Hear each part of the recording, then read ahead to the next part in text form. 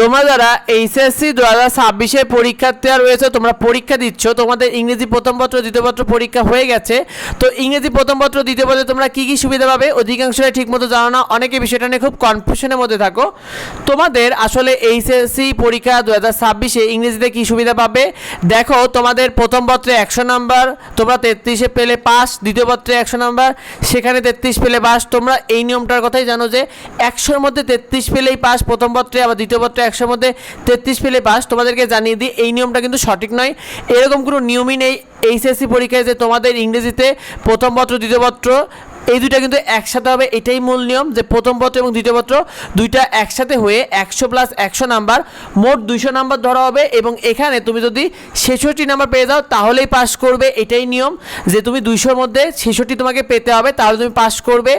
একসাথে পাস ফেলের নিয়ম, আলাদা পাস ফেলের কোনো নিয়ম নেই। এটাই মূলত তোমরা যারা এইচএসসি 2026 নিয়মিত শিক্ষার্থী রয়েছে এবং যারা ক্যাজুয়াল শিক্ষার্থী রয়েছে তোমাদের সবার জন্যই একই নিয়ম। আর তোমাদের এটার মূল কারণ হলো ইংরেজি প্রথম পত্র দ্বিতীয় পত্র দুইটাই রচনামূলক অংশ ধরা হয়, এই কারণে এখানে কোনো এমসিকিউ অংশ নাই। আর এই জন্য তোমাদের কোনো আলাদা পাস ফেল নেই, একসাথে পাস ফেল ধরা হয়।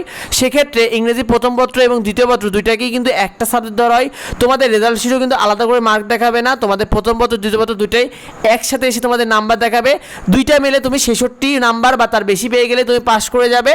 আর যদি তুমি দুইটা মিলে 66-র কম পেয়ে যাও তাহলে কিন্তু ফেল করবে, এটাই আসলে মূল নিয়ম তোমাদের।